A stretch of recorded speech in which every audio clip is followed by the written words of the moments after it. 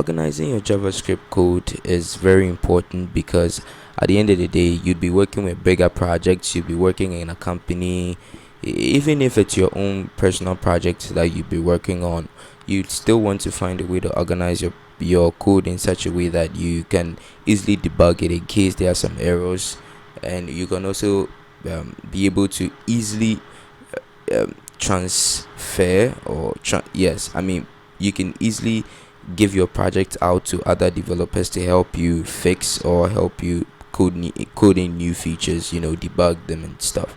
Right now, in this series, we are going to be learning the four ways in which we can organize our code, right? Which is basically the JavaScript objects and object constructors, and then we are going to use classes. We're also going to learn about factory functions and emoji pattern, and we are going to also learn a bit about ES6 modules so that you get an idea of the various ways you can organize your code. Okay, so now I am basically going to start off in this video by explaining the concept of how objects in JavaScript work basically. So let us start off right now. As I have set up a simple Node.js project just so we can be able to log out the results inside our console, right? So we can have a simple object that works like this. I'm going to create me a user object, so I'm going to say const user,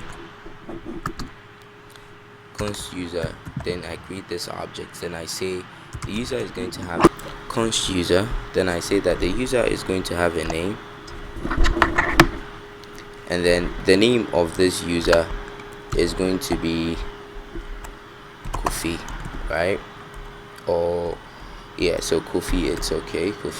So I would say that his age is obviously going to be 20, and Kofi an admin? False, right? And let's say I want to create another object in this object, right?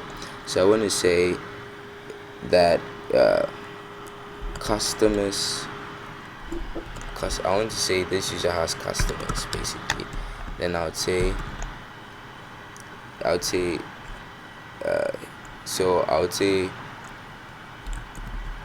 customer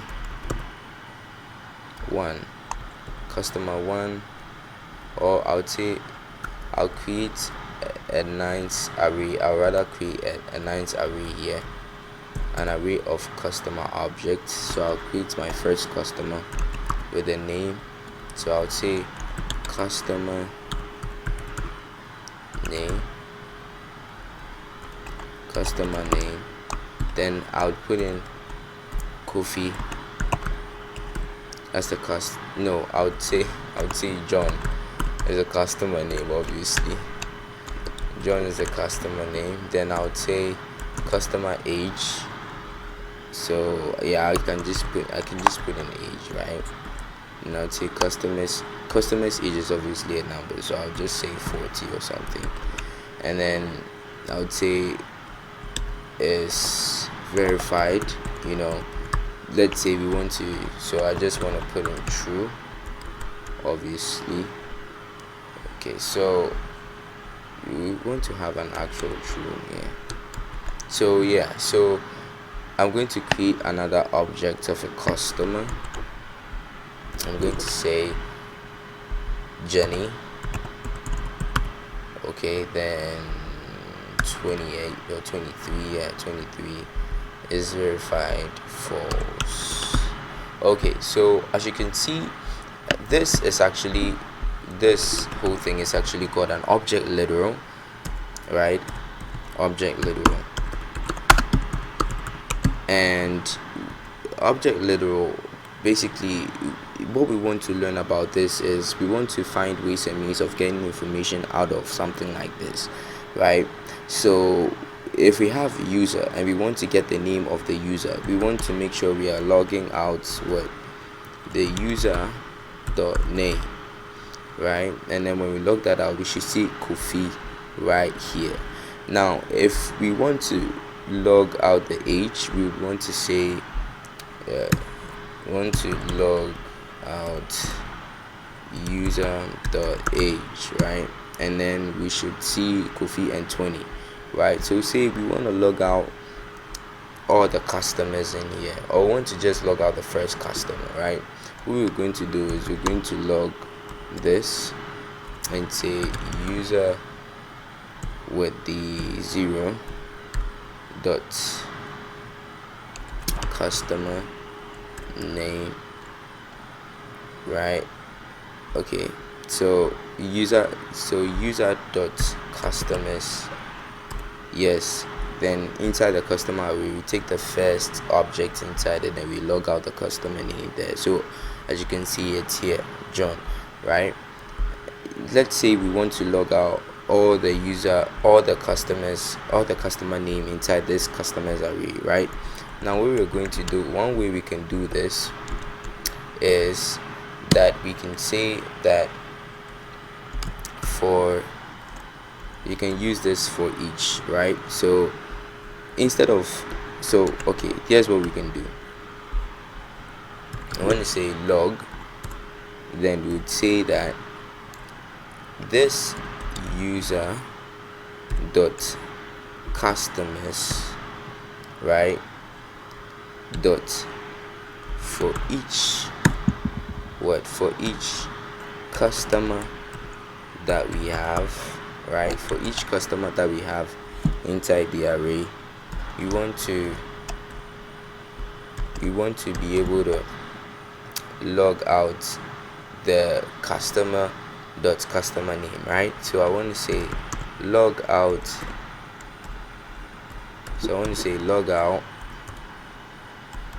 the customer name, and then we should be able to have John, Jenny. Okay, so we have John and Jenny. That means we are looping through this customers array and then we are bringing out all these ones, right? So basically this is the whole idea of working with object literals. It is very simple. You just have an object with its key and its value, and then you just find ways and means of getting the values out by using your dot. So you call the variable and then you just pick out the objects by their keys, right? So you want to get the name, you have user.name. You want to get the age, you have user.age. You want to get the customers, or you want to loop through this customers array to get each and every single customer. I could do the same thing for the age, right? So I'm going to say log, then I'm going to say user dot what, so user here, then I'm going to enter this customer key, this customer, so customers here, and I'm going to say for each of this customer array, so I can say for each.